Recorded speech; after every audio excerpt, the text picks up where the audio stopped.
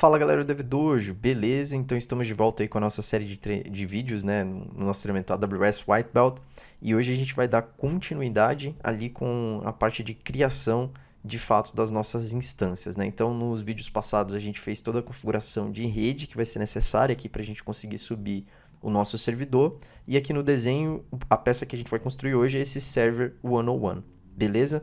A gente vai falar um pouco sobre o que é EC2, sobre os tipos de instância, o que é um EMI, o que é um IBS, e depois tem a configuração de network ali, que também está intrínseca na instância, que a gente vai falar um pouquinho. Então, indo ali Vou pegar aqui primeiro para falar, explicar o que é uma EC2. Talvez algumas pessoas já saibam, outras estão, né, ouvindo pela primeira vez falar desse recurso, mas é um dos serviços, inclusive, mais antigos ali da AWS, e a tradução literal é Elastic Compute Cloud, e aí digo tradução do EC2, né? Quando a gente traz isso para o português, isso seria computação elástica na cloud, né? Vamos dizer assim. E o que é interessante aqui da gente saber tem o free tier, a gente já falou disso no começo, mas está aqui logo destacado. Outra coisa, se você for no Google digitar AWS EC2, já vai vir para essa página com bastante informação, use cases, enfim, N informações interessantes ali sobre o que é esse EC2, que no fim nada mais é do que o recurso computacional, o nosso servidor de fato, que vai ter CPU e memória, e aí o quanto de CPU, o quanto de memória, o tamanho, capacidade de network, a gente vai escolher aqui montando uma série de configurações, né? Para dentro do nosso, deixa eu ocultar aqui meu vídeo para ficar melhor de ver, e para a gente entender melhor, né, o que é esse instance type, né? Ou seja, eu tenho uma máquina, mas e aí, como é que eu sei quanto que ela tem de memória e CPU? A AWS, ela, né, teve essa sacada aqui de colocar alguns caracteres para identificar cada tipo de acordo com o que ele tem de mais otimizado, né?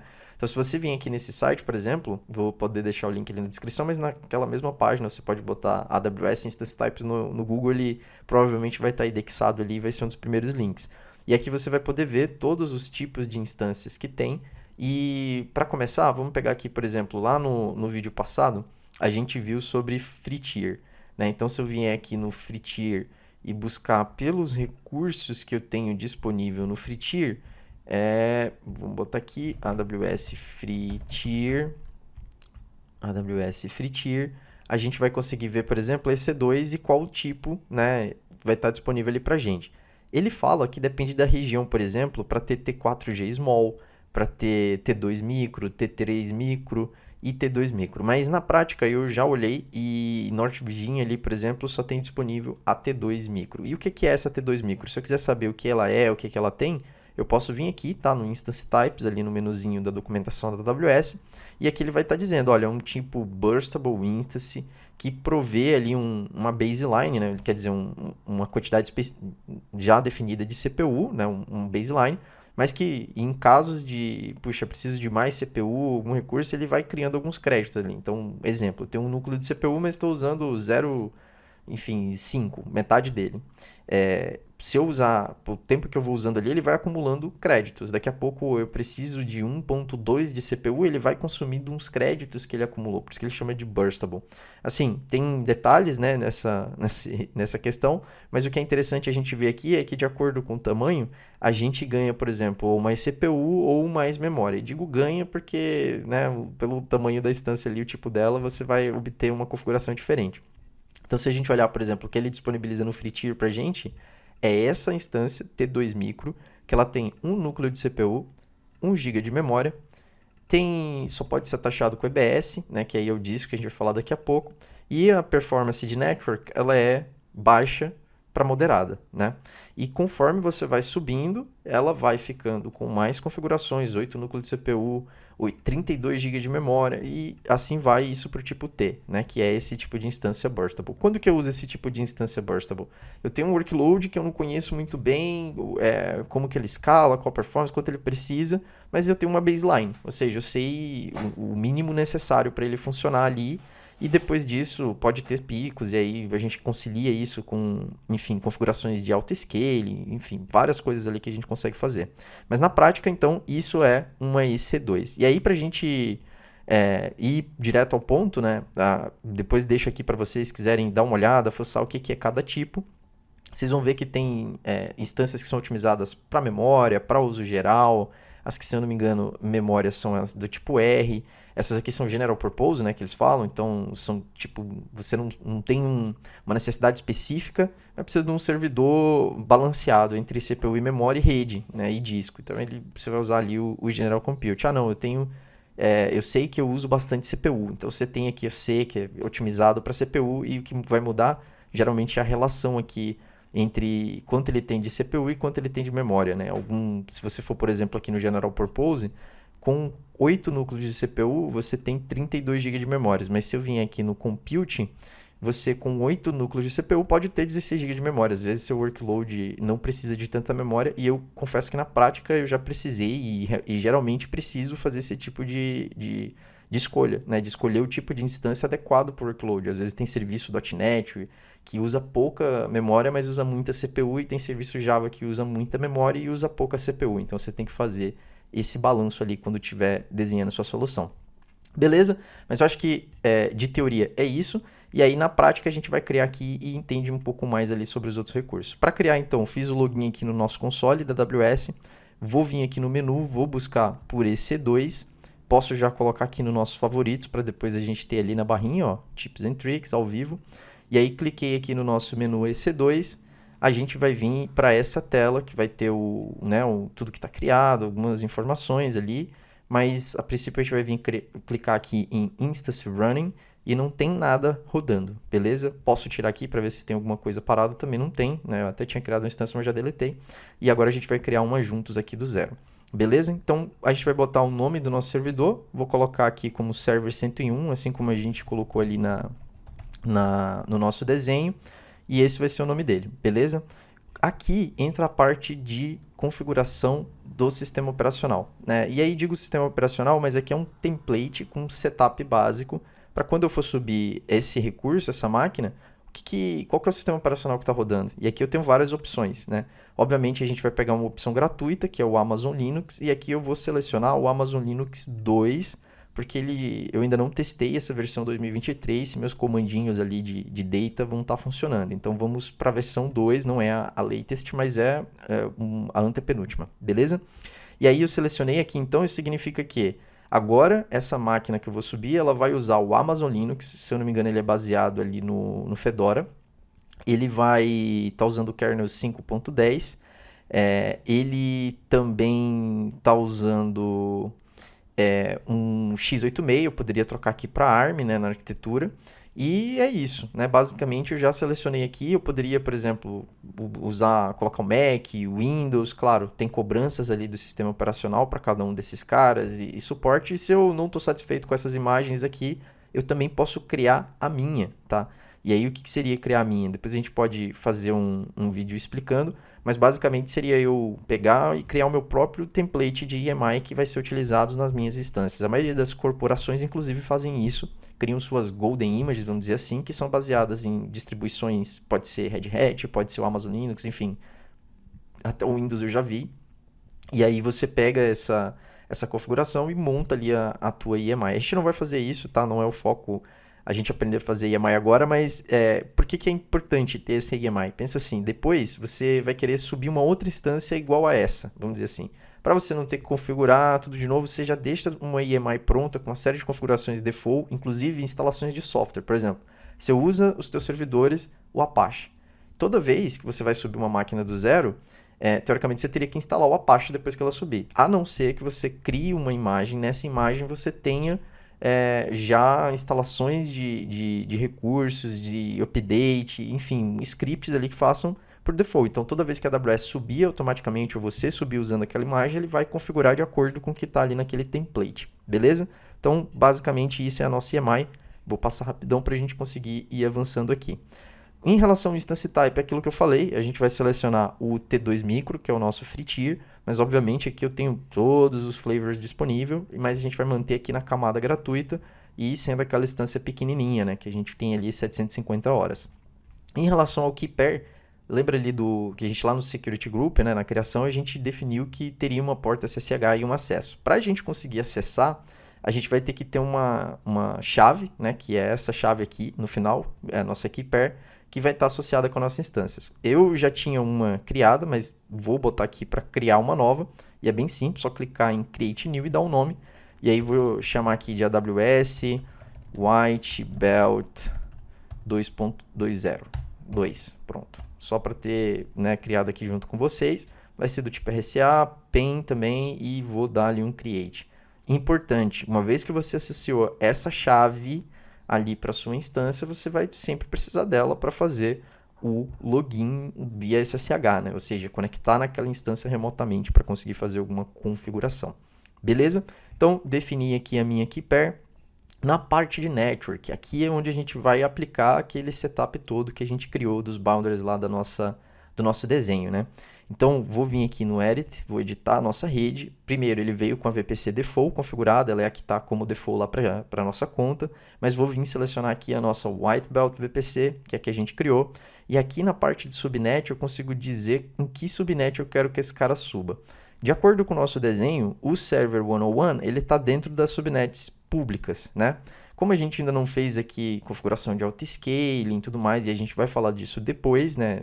Eu vou focar em colocar numa pública para a gente conseguir testar esse cara. Então, eu vou pegar aqui a primeira subnet pública, que é a Project Subnet Public US East 1, né? Está naquela zona, então estou dizendo que vai pegar esse cara verde aqui para subir esse servidor. Beleza?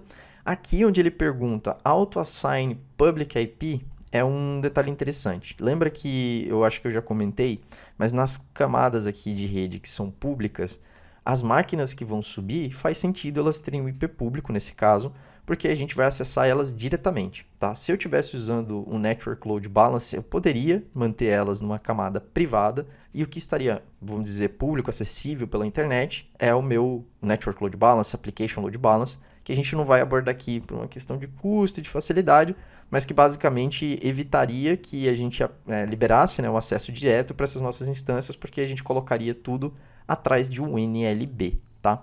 Talvez, ali depois de bônus, a gente crie delete na sequência só para ver ele funcionando, beleza? A princípio, é isso então. Vou colocar aqui, marcar que ele vai sim criar um IP público, tá na nossa subnet pública, ele vai permitir que seja taxado um IP público para esse cara, beleza? E esse IP público é basicamente o que a gente vai conseguir usar para acessar essa instância, né? Se assim o security group dela permitir. E aí lembra que eu falei lá do security group que ele deixaria a gente criar aqui quando estiver criando a instância?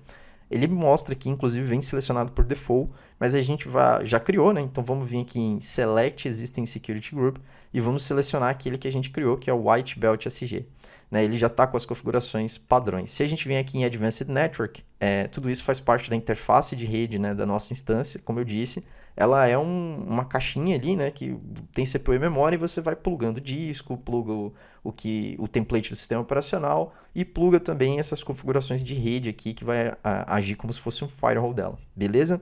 E aí na configuração de disco é o que entra a parte que a gente comentou de EBS. EBS, ele não é só um disco, vamos dizer assim, né? É como a própria AWS chama, ele é o Elastic Block Storage. Se a gente vier aqui rapidamente dar uma pesquisada por ele, o que ele vai dizer? Que ele é um armazenamento de bloco. Eu acho legal esse desenho porque ele mostra que o que ele representa, né? A nossa instância, eles como serviço, ou seja, é um serviço de infraestrutura que a gente vai plugando. Vou até recuperar aqui talvez o exemplo lá da padaria, né? Então pensa que esse aqui é o forno, e aqui seria as bandejas, vou chamar assim, as bandejas que a gente utiliza, mas elas já estão prontas, já estão untadas, só no ponto da gente usar, né? Pegar, usar e armazenar o nosso produto pronto. Vamos falar assim, ele é a vitrine que a gente usa como serviço, ela não é nossa, né? A gente pega ela, taxa ali na nossa cozinha, termina o que está pronto, enfim, e vai gravando, né? Trazendo para o nosso mundo de programação, é basicamente como se eu tivesse um disco externo conectado ali no meu computador e eu estou usando ele. E aí, o que esse disco tem de capacidade, o que ele é no fim das contas, a AWS disponibiliza várias flavors aqui, né? Eu tenho como trabalhar com capacidade de IOPS, que aí é a quantidade de input e output que o disco consegue fazer por segundo, já configurado, se eu sei que eu tenho uma carga de trabalho que precisa, né, de uma capacidade muito alta de IOPS, enfim. Se você quiser ter mais detalhes, né, sobre os tipos de volume, ele vem aqui com uma visão geral de cada um, e o que vai mudar de um para o outro é a quantidade de IOPS, se ele é um disco rígido, se ele é um SSD, enfim, né? Tem esses flavors aqui e na prática a gente vai utilizar, por exemplo, um disco SSD do tipo GP2, se a gente quiser ver mais detalhes sobre o que ele é e por que que a gente vai usar ele, porque é o que está gratuito aqui pra gente mesmo.